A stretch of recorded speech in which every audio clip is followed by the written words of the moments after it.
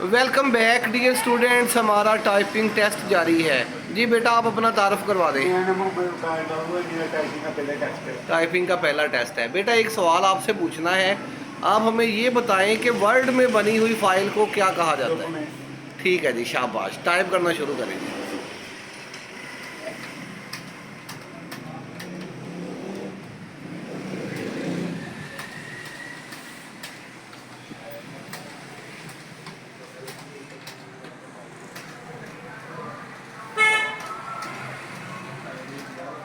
शाबाश जी।